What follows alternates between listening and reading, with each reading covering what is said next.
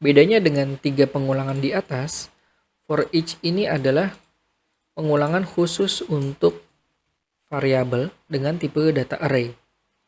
Jadi seperti yang teman-teman sudah ketahui di video saya sebelumnya mengenai tipe data array. Tipe data array itu kan memiliki data di dalamnya ya. Jumlah data di dalamnya itu terkadang bisa cukup banyak ya. Hal ini akan merepotkan kalau misalnya kita akan melakukan pengecekan atau perubahan data di dalam satu array yang datanya ini banyak seperti itu. Nah, untuk mempermudah kita melakukan pengulangan sebanyak data yang ada di dalam array tersebut. Untuk itu di sini ada fungsi for each. Nah, kalau misalnya kita lihat formatnya, di sini ada for each, kemudian di sini ada variabel, di mana variabel ini adalah bertipe data array. Lalu di sini ada s dan key-nya. Jadi key dari array tersebut itu akan dimasukkan ke dalam variabel key, dan value atau nilai dari data pada key tersebut akan dimasukkan ke dalam variabel value. Jadi kalau misalnya kita baca, itu adalah untuk setiap variabel atau data pada variabel itu akan ditranslate menjadi key dan value di sini. Kita berikan contoh kasus ya. Di sini kita punya list atau data warna gitu ya. Warna. Di sini kita punya banyak. Di sini ada merah, biru, hijau, kuning, jingga. Semisal kita punya data array seperti ini ya teman-teman. Nah, maka yang perlu kita lakukan untuk melakukan pengulangan itu adalah pertama kita memasukkan nama variabelnya yang akan kita lakukan pengulangan. Di sini adalah warna. Lalu nanti setiap data pada warna akan dimasukkan ke dalam variabel key dan value ini. Kita bisa contohkan, kita akan nge-print semua datanya. Di sini echo, kita tuliskan dulu key-nya dan kita tuliskan juga value-nya. Seperti ini. Nah, maka apa yang terjadi? Nah, untuk lebih rapi, seperti biasa kita tambahkan elemen baris baru ya. Nah, yang terjadi adalah seperti ini. Jadi, ketika kita mendeklarasikan array, itu kan secara otomatis value tersebut akan memiliki key atau kata kuncinya, itu adalah urutan ya teman-teman. Jadi kalau misalnya merah ini adalah urutannya 0, biru ini urutan 1, hijau 2, kuning 3, dan jingga 4. Seperti itu. Ketika kita melakukan pengulangan pada setiap datanya, maka yang dilakukan adalah pertama, pengulangan yang pertama, nilai key ini akan bernilai 0, dan value-nya akan bernilai merah. Lalu yang kedua, pengulangan kedua, nilai key ini akan bernilai 1, value-nya akan bernilai biru, begitu seterusnya. Maka kalau misalnya kita print akan mendapatkan data seperti ini. Nah, bagaimana kalau misalnya kita tidak perlu key-nya? Kita hanya perlu nilainya saja. Seperti ini. Kita bisa menyederhanakan ya, teman-teman. Sehingga for each ini warna S value-nya saja gitu ya. Ini juga bisa. Sehingga kita hanya mendapatkan nilainya saja ya, datanya saja. Tapi ini tidak berlaku kalau misalnya kita hanya ingin mendapatkan key-nya saja ya teman-teman. Misalnya di sini teman-teman merubah key seperti ini ya. Maka nilai key ini akan sama aja dengan value ya teman-teman. Hanya teman-teman merubah nama variabelnya saja. Kalau misalnya di sini kita print key-nya, nah lihat. Yang dicetak adalah tetap value-nya ya, atau nilai yang kita deklarasikan.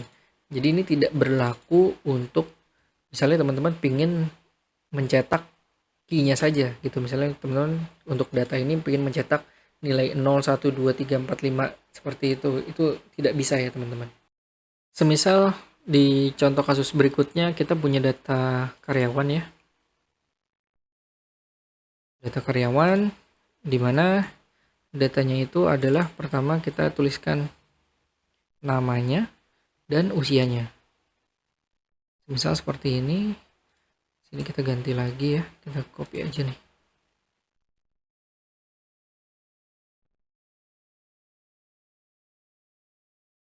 Nah, ingat bahwa ketika kita mendeklarasikan key, ini harus bernilai unik ya teman-teman, atau harus berbeda setiap key-nya. Karena kalau misalnya kita punya key seperti ini, semuanya sama, maka yang dicetak nanti hasilnya akan sama semua. Misalnya kita contohkan ya, kita punya nilai key yang sama, kita contohkan kira-kira apa yang akan dicetak. Seharusnya kan kalau misalnya di sini ada for each, maka dia akan mengulang sebanyak data yang ada di array ini ya. Jadi semisal di sini adalah datanya ada 6 buah, maka dia akan mengulang sebanyak 6 kali. Tapi kalau misalnya di sini kita print, variabel di sini sudah kita rubah menjadi employee. Kalau kita print, hasil yang keluar adalah 32, hanya satu kali ya ngeprintnya. Hal ini karena kita punya key yang tidak unik atau tidak berbeda satu sama lain, maka kita perlu menggantinya. Semisal di sini kita punya karyawan pertama Richard, kedua Rico, ketiga Albert, keempat Michael, umurnya misalnya 20, ini 15, kayaknya karyawan nggak mungkin umur 15 tahun ya. Kemudian di sini ada Samuel, lalu di sini ada Farhan, gini ya. Nah, kalau misalnya kita punya data seperti ini, kalau misalnya kita cetak kan ini hanya menghasilkan nilai usianya saja ya teman-teman, karena di sini kita hanya menuliskan variabel value-nya saja. Untuk mendapatkan nilai key-nya, teman-teman hanya tinggal menuliskan satu variabel lagi di depan value ini, maka ini sudah selesai. Variabel di sini teman-teman bisa kasih nama bebas ya teman-teman, nggak harus key. Misalnya teman-teman kasih kata kunci di sini nilai, ini juga bisa, sama saja. Sini kita cetak misalnya nilai, nah ini sama saja. Karena nama variabel, kembali lagi bahwa variabel itu penamaannya bebas, sesuai dengan yang teman-teman inginkan. Hanya saja saya sarankan menggunakan kata dalam bahasa Inggris ya teman-teman. Karena kenapa? Pertama, ini untuk melatih bahasa Inggris kita. Yang kedua, supaya codingan kita ini bisa dibaca oleh siapapun. Yang ketiga adalah karena sebagian besar bahasa di dalam pemrograman itu adalah bahasa Inggris, seperti sini for, while, do, dan lain sebagainya, maka supaya ketika dibaca ini nyambung, kita sebaiknya menggunakan kata-kata bahasa Inggris ya. Tapi ini kembali lagi ke behavior atau kebiasaan teman-teman ya teman-teman. Oke. Jadi kalau misalnya kita punya nilai seperti ini dan kita misalnya ingin mencetak karyawannya, nama karyawannya di sini adalah berusia, dan di sini saya mau mencetak value-nya yang isinya adalah umurnya, tahun, seperti ini. Maka hasilnya adalah seperti ini. Semua data akan di print. Richard berusia 32 tahun, Rico berusia 18 tahun, Albert berusia 20 tahun, Michael berusia 32 tahun, Samuel 40, Farhan 45 tahun. Ya, sesuai dengan data yang kita isi di dalam array ini. Seperti itu. Lalu, teman-teman juga bisa melakukan pencarian data ya teman-teman. Jadi, salah satu fungsi utama dari melakukan pengulangan adalah biasanya digunakan untuk mencari data. Jadi semisal di sini teman-teman ingin mencari data Michael itu ada nggak sih di dalam suatu array gitu ya. Nah, misal di sini dalam kasus ini adalah si Michael ini ya teman-teman. Jadi teman-teman hanya perlu menambahkan if ya di sini, if condition, dan ketika key itu sama dengan yang teman-teman inginkan. Misalnya di sini saya ingin mencari nama Michael. Maka yang akan kita cetak adalah echo data Michael, dalam hal ini adalah key-nya, ditemukan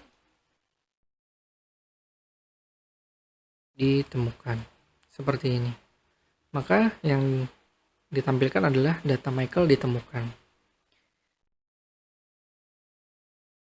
Semisal di sini teman-teman pengen mengetahui lokasinya ya teman-teman. Data Michael itu ada di nomor berapa sih, di urutan keberapa, teman-teman juga bisa. Kalau misalnya teman-teman punya indeksnya ini adalah, atau key-nya itu adalah angka, maka teman-teman tidak perlu menginisialisasi lagi. Tapi kalau misalnya kasus ini, teman-teman perlu menginisialisasi. Misal teman-teman punya i itu adalah 0. Lalu di sini sama seperti loop yang sebelumnya, ketika kode sudah dijalankan, maka i ini akan dilakukan increment. Fungsinya adalah untuk memberikan urutan di setiap data. Nah, ketika si Michael ini ditemukan, tambahkan di posisi kita tulis saja i seperti ini. Maka ketika kita jalankan, ya, data Michael ditemukan di posisi ketiga. Karena pada dasarnya pengulangan itu akan dijalankan dan data Michael ini akan ditemukan di posisi ketiga. Seperti itu. Di sini saya juga perlu menyampaikan bahwa di sini kita juga bisa menggunakan break ya teman-teman. Jadi sebenarnya proses pengulangan ini kan dijalankan ya, hanya saja di sini kita hanya mempunyai kode itu dijalankan ketika key-nya ini bernilai Michael ya teman-teman. Namun pada dasarnya looping itu kan berjalan dari 0, 1, 2, 3, 4, 5 dan seterusnya sebanyak jumlah datanya gitu ya. Kita bisa menghentikan sebuah looping karena apa? Kalau misalnya kita punya data yang banyak ya, yang cukup besar, misalnya ada 100 data dalam satu array, dan kita ketika menemukan satu data, misalnya posisi data ini adalah di posisi ketiga seperti ini ya. Nah, ketika menemukan ini, sebenarnya kan kita tidak perlu lagi untuk melakukan pengulangan berikutnya gitu kan. Karena selain akan memakan memori, ya itu juga kurang baik ya dalam sebuah pemrograman. Makanya ketika kita dalam kasus ini adalah mencari data dan kita tidak memerlukan lagi pengulangan berikutnya, kita bisa menggunakan break seperti ini teman-teman. Nah, break. Nantinya nilai pengulangan selanjutnya ketika data sudah ditemukan ini tidak akan dilanjutkan lagi. Hasilnya adalah akan sama ya teman-teman. Untuk mengeceknya kita bisa menampilkan datanya ya. Jadi di sini misalnya kita tulis saja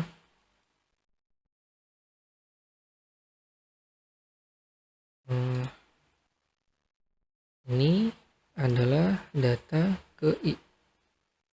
Kalau misalnya kita ulang, nah seperti ini. Jadi kalau misalnya kita menggunakan break, padahal di sini jumlah datanya adalah 6, namun dia melakukan pengulangan hanya sampai data Michael ditemukan. Ini adalah data ke-0, di mana datanya itu adalah Richard. Ini adalah data ke-1, di mana datanya itu adalah Rico. Data kedua adalah Albert, dan data Michael ditemukan di posisi ketiga. Dan data berikutnya ini tidak akan dijalankan kembali karena ketika Michael ditemukan, fungsi break ini berjalan, artinya for each ini akan di stop pengulangannya. Seperti itu teman-teman. Kalau misalnya kita tidak menggunakan break, nah ini yang terjadi. Maka dia akan terus melooping sampai semua data sudah dijalankan. Dimana sebenarnya ini tidak kita butuhkan gitu ya. Nah, seperti itu. Selain break, teman-teman juga bisa menggunakan fungsi continue, teman-teman. Nah, bedanya dengan break, kalau break itu kan untuk menghentikan proses looping ya, teman-teman. Tapi kalau continue, itu untuk skip atau melangkahi atau melengkapi sebuah data atau sebuah perulangan gitu ya. Jadi semisal di sini ada 6 data dan ketika data Michael ditemukan, maka di sini dia akan melooping atau men-skip proses yang ada di bawah sini. Artinya nanti yang akan dijalankan itu adalah Richard, Rico, Albert, dan Samuel dan Farhan. Michael ini tidak akan dicetak gitu ya. Misalnya di sini kita contohkan, kita tulis saja key-nya atau namanya, key berada pada data ke I gitu ya. Nah, kalau misalnya kita refresh, nah ini. Kalau misalnya kita perhatikan di sini, pertama itu Richard, Rico, Albert, Samuel, dan Farhan. Michael tidak dicetak ya teman-teman. Namun kalau misalnya kita lihat perulangan tetap atau incrementnya tetap berjalan normal ya. Karena kenapa? Karena ketika kita melakukan continue, program di sini akan di skip, akan tidak dilanjutkan lagi gitu. Maka biasanya continue ini diletakkan di atas pengulangan ya teman-teman, karena untuk menentukan apakah program yang ada di sini mau dijalankan atau tidak ketika data ditemukan gitu ya. Nah, kalau misalnya kita lihat, perhatikan di sini kan sebenarnya datanya ini kita punya 6 ya teman-teman. Ada 6 buah data, namun pengulangan ini hanya dilakukan sebanyak 5 kali ya. Hanya 5 kali, di mana Michael ini tidak masuk ke dalam pengulangan. Ketika kita tidak menggunakan continue, yang terjadi adalah seperti ini. Michael akan masuk ke posisi ketiga gitu ya. Pengulangan dilakukan sebanyak 6 kali dan Michael ada di posisi ketiga. Begitu teman-teman, fungsi break dan continue. Mungkin sampai di sini dulu video penjelasan mengenai looping dan pengulangan kali ini. Kita sudah membahas 4 jenis pengulangan pada PHP, yaitu ada for, ada while, do, dan for each. Oh ya, saya perlu berikan catatan juga bahwa break dan continue itu juga berlaku di setiap jenis pengulangan ya teman-teman. Jadi teman-teman juga bisa menggunakan break dan continue di for, di while, maupun di do while. Seperti itu. Baik, cukup sekian video kali ini. Sampai jumpa di video berikutnya. Sampai jumpa.